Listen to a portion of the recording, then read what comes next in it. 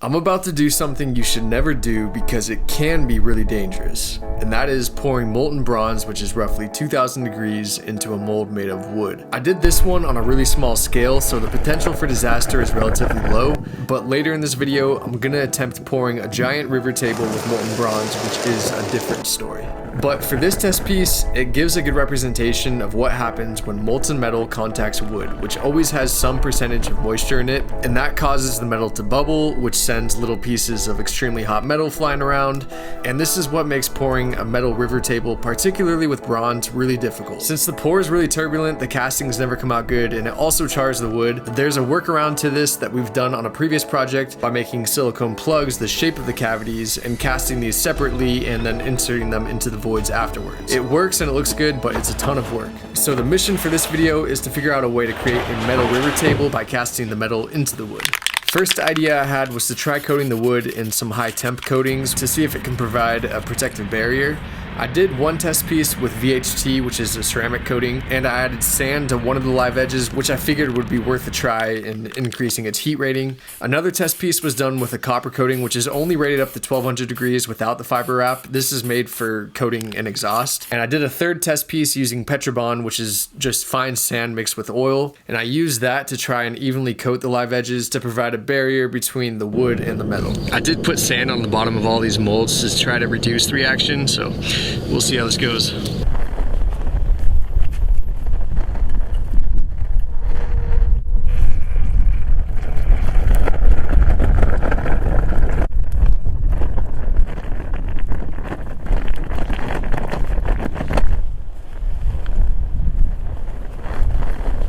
Copper spray did probably nothing.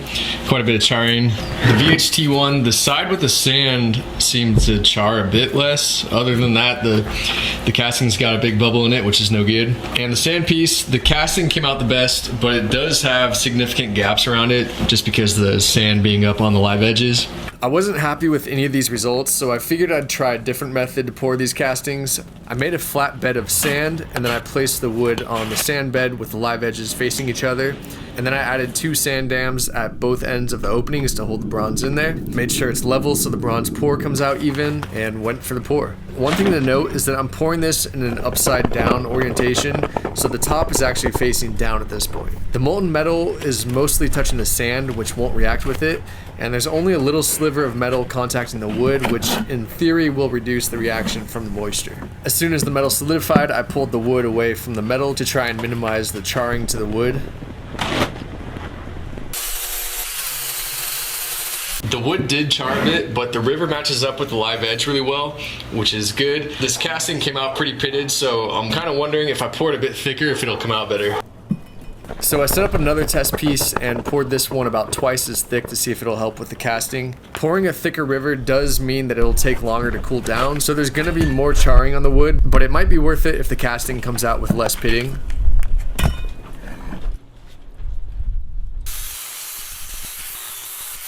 I think I'm sold on this method. The castings came out looking a lot better in terms of the metal quality, especially when you compare it to the thinner attempt. The wood is more charred as expected, but I think I can make this more of a feature than a flaw on the real table. So while I was busy figuring out how to pour metal into wood, Packard was in the other half of the shop working on his own table, which is going to be a copper and walnut coffee table. We got this giant slab of black walnut, which has some interesting natural voids in it. Packard cut it in half, which this is our best method for cutting something this big in the shop. It works. Then flipped it side over side to form a river in the center. So we are making 2 tables. For this one, we're trying something new in terms of design. We're always trying to find new designs to try out and different materials or methods for creating something that already exists. In the past, we built that walnut bronze river table I showed earlier using silicone plugs to form the bronze inserts, which ended up looking pretty cool, but for this one, we're using straight copper, but with a totally different approach that's going to require a lot of plugs on the backside of the table. These are what Packard's positioning right now. Then he routed out pockets on the back side of the table for the plugs to insert into. The plugs are eventually going to get laminated in real copper. That way, once they're inserted into their slots and you flip the table over, you can see the copper inserts through the voids and live edges of the table. I know this sounds confusing right now. I've never seen a table like this before, so it's difficult to describe. but it'll all come into picture here by the end of the video. Now back to the bronze pour table. This is the wood I decided on using. It's 2 long skinny slabs of cork oak. Corks are made from the bark of cork oak, but the actual wood is really hard and dense, which will hopefully aid in reducing charring compared to a softer wood like walnut on the test pieces. These slabs are over 5 feet long, so I'm working on a sort of console style table. They do have quite a bit of voids in them, which will have to get filled in later. So basically I'm just taking my latest approach to the metal pour method, which requires a sand bed. So I'm making a sand bed for the slabs to rest on, just like on the test pieces, but obviously this one is much larger. I added some powder so that the slabs don't stick to the sand, but I think I could have gotten away without it. Doesn't hurt anything though.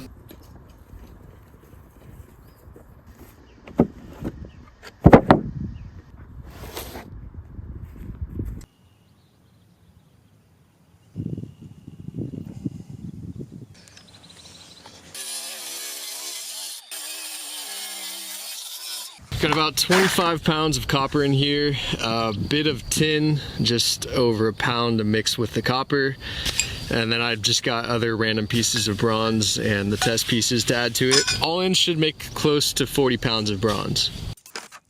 Bronze usually has about a 90-10 ratio of copper to tin, but I'm using about a 95-5 ratio that will make the bronze slightly softer, which will be a big help later on in the project when I have to level off the river.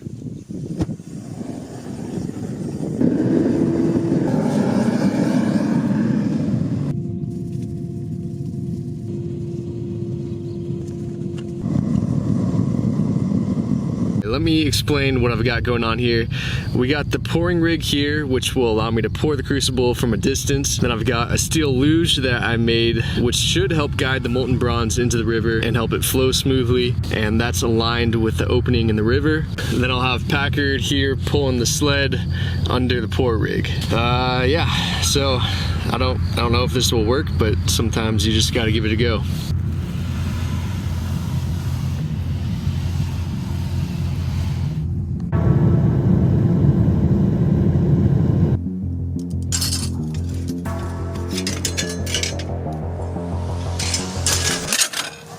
Ready? Yeah.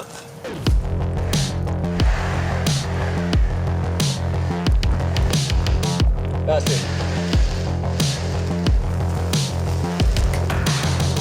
Oh, too far.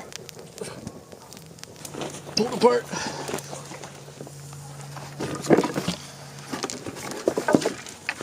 That was ridiculous.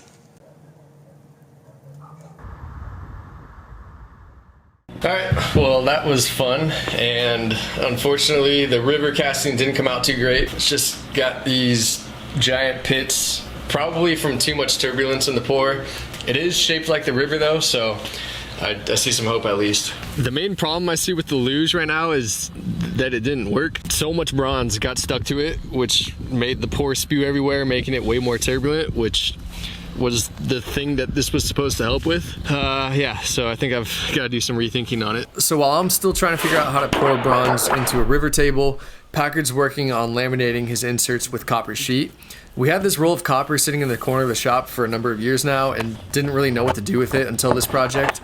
This is 22 gauge copper sheet, which is still quite heavy. That whole roll of copper weighs like 50 pounds. It's also pre-patinaed, which looks cool, but it wasn't quite what we were going for, so the copper got sanded back. Since the copper is relatively thin, it can be hammered into the shape of the plugs, and since all of the plugs have square edges, it just requires cutting the sheets to the right shape and then bending the edges over 90 degrees. Laminated the copper to the plugs with some epoxy. Then Packard set up a quite extensive clamping jig to make sure it's all held in place.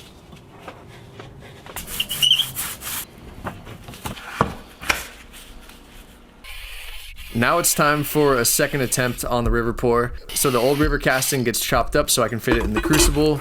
Slabs get set up to pour again.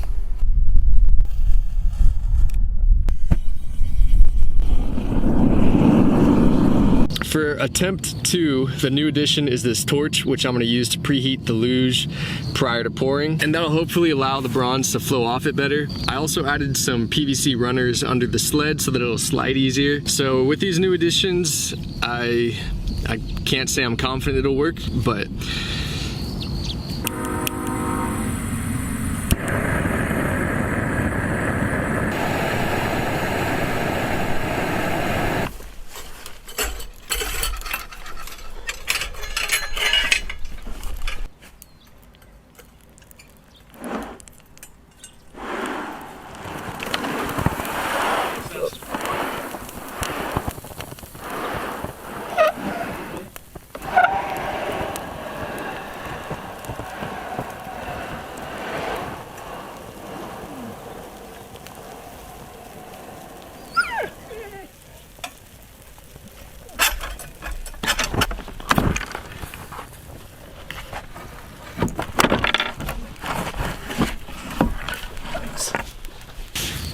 well, that didn't go as planned again. The river didn't totally fill in all the way because clearly most of the bronze got stuck to the luge again, even worse than last time actually. So in hindsight, it's basically, well, it is just a piece of angle iron that I was clearly asking too much of.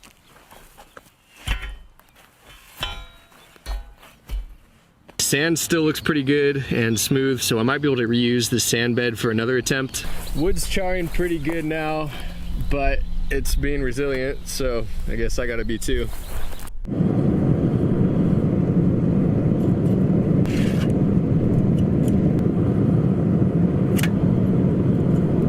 Kind of running out of attempts here, so this will probably be the last and final shot, but I'm gonna get rid of this luge and just pour it straight from the crucible into the riverbed, which is probably maybe what I should have tried first anyways. Packard's gonna push this one instead of pulling it and see if we can get a more consistent pace, or at least a new way for it to go wrong.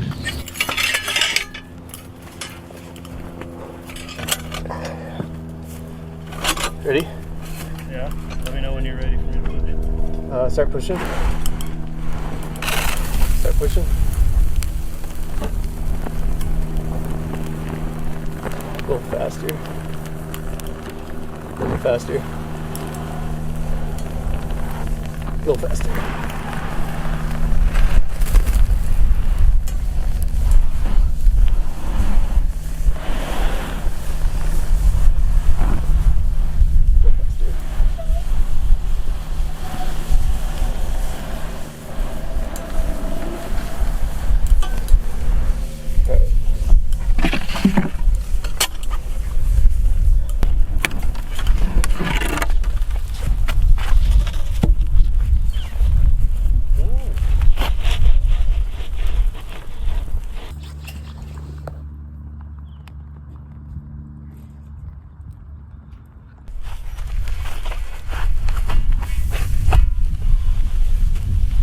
Classic case of overthinking the process, I guess. I switched to pouring straight from the crucible, and the first attempt comes out pretty solid. Got it propped up so I can see the flashing and where I need to grind on it, but overall, I'm pretty stoked on how this pour came out. At this point, the live edges are pretty charred, so I cleaned up anything that was loose and coated them in epoxy to stabilize them. Charring the wood actually seemed to improve the quality of the bronze pours, and it makes sense. Once the wood is heavily charred, most if not all of the moisture content is gone, which means that there's less for the molten bronze to react with. If you look back at the first pour, there were tons of flames because the wood was still fresh. It basically just caught fire. But on the second pour, and especially the third, the flames were significantly reduced. By the third pour, there were just a few small flickers. So it seems like charring the wood beforehand isn't just helpful, it might actually be essential for getting a cleaner pour in this process. Getting ready to glue the casting into the table, and I used some silicone to secure the slabs in place. This holds the slabs in place, but it also creates a watertight seal under the slab so that the resin I'm about to pour won't seep out from under the slabs.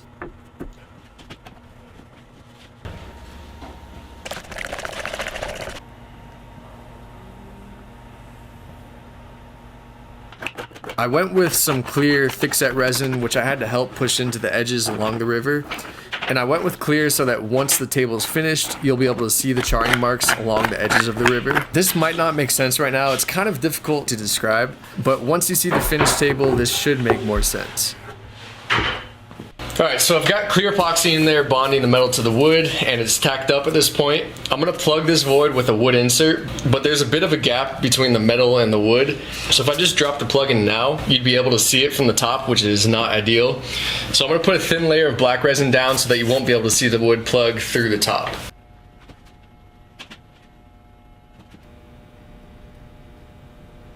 Back to Packard's table, he's now got all the plugs laminated in copper, which now need to be secured or fastened to the table.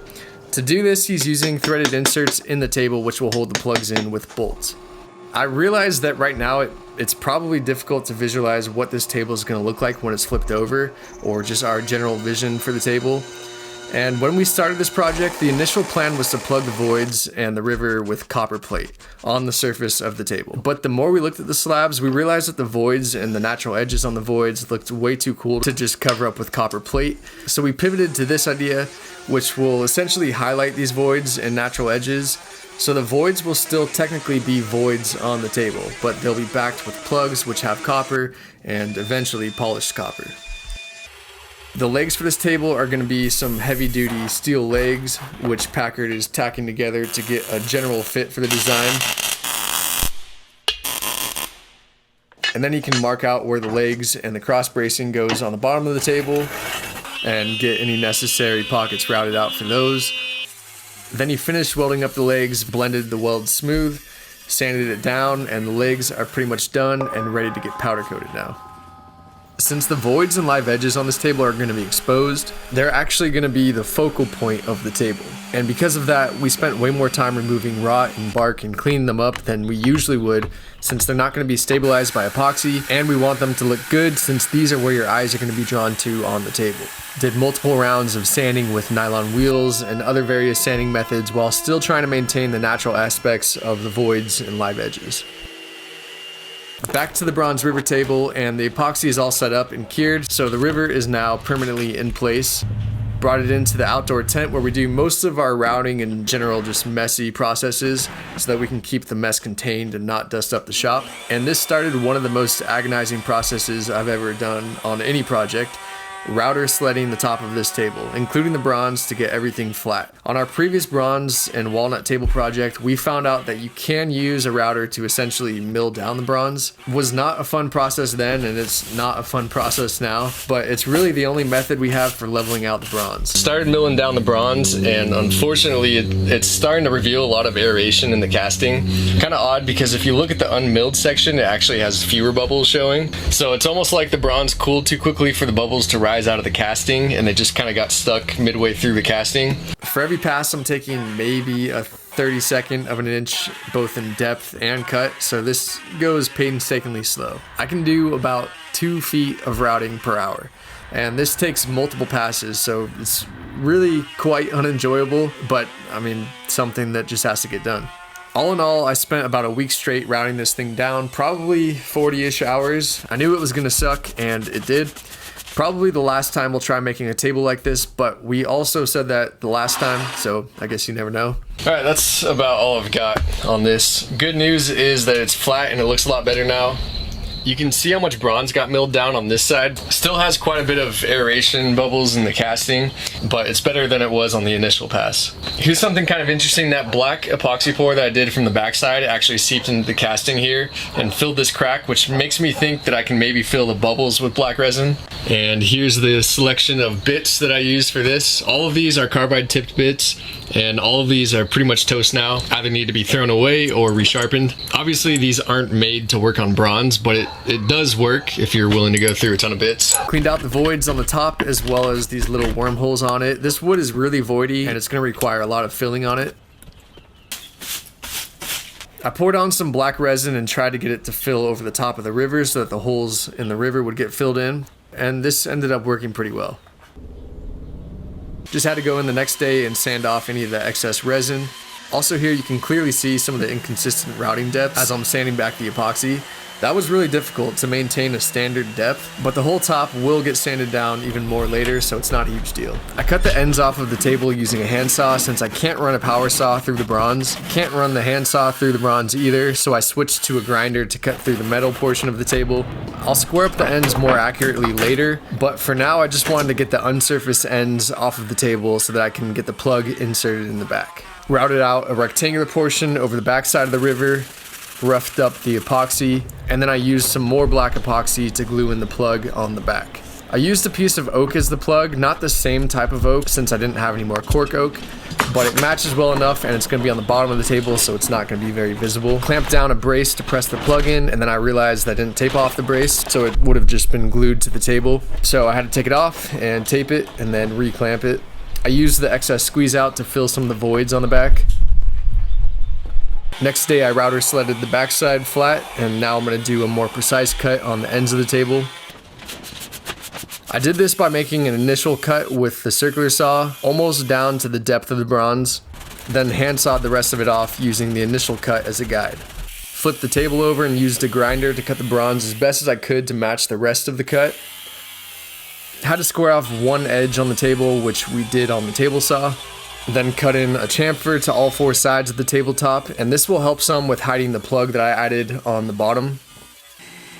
For the legs on this table, they're a pretty simple design, but we did make them pretty beefy to counter the weight of the tabletop, which is over 40 pounds. We used 2-inch oak stock to build out the legs, and we used a darker finish on it that we then sanded back some and followed it with a normal finish, which gets us pretty close to a match on the tabletop. All that's left to do now is to sand the metal, put some finish on the tabletops, then polish the metal. Sanding a metal river table can get pretty tricky. We figured this out on our last metal river table, and the trick is to use a quarter sheet sander and modify the base to fit a full sheet. Start out at 80 grit and work your way up to 220. If you just use an oscillating sander or something with a smaller footprint, it'll just end up creating a dip where it goes from wood to metal, leaving the river higher than the wood since the metal sands down way slower. So this part takes a long time and isn't fun, but it gets a pretty good result. I often get comments talking about how we always choose the hard way to do things, or that we can achieve a similar result on our projects using a way simpler method. And this is generally true, and we're acutely aware of this. Like, sure, you could achieve this look, or maybe even something cleaner, by cutting a sheet of copper, brass, or bronze to fit the river shape. But for me personally, and for this channel, the process is the project. I don't just care about how the final piece looks, I care about how it was made. And in a lot of ways, I put more value on the creative process leading up to the finished piece than the finished piece itself. At its core, what we do in the shop is create content. So I'm usually going to choose the more extensive, difficult approach over the cut and dry method that might be sitting off to the side. There's definitely times where I've wished I'd just taken the easier route. Tough part is, once you're 6 weeks in on a project and finally starting to figure it out, you can't just throw in the towel and switch to a project that's easier, at least on paper. At that point, you're too far gone to quit, but just far enough from the finish line to regret everything. Polishing the copper for the coffee table is another time-intensive process. Polishing generates a lot of heat in the copper, which causes the copper to delaminate from the wood in certain areas on the large middle section. You can see that here. And it's not much of an issue because the copper plate does get clamped in between the plug and the tabletop, so we were just going to re-glue it back on flat, but we installed it in the table to see how it looks, and the warping is really uniform and it almost looks like a set of waves or a ripple pattern, and so we actually ended up liking the look of it and left it as is. All the metal on these tables will get a ceramic coating on them to hopefully stall or slow down any oxidation to the metals. The coffee table is really large at over 5.5 feet long and 3.5 feet wide. It's also very heavy. Got both tables assembled, and here's the final look. Hopefully now you can see the vision that we had all along with these projects. As for the coffee table, yeah, you lose a bit of functionality with a design like this, but we made it larger so there's still plenty of space for your cup of coffee. What it gives up in functionality, I think it more than makes up for in aesthetics. It's not going to be everyone's cup of tea, but it is without a doubt an intriguing and eye-catching piece. Both of these tables are listed for sale on my site. These projects took a lot of time and effort, so I really appreciate you watching, and I will see you again soon with a new project.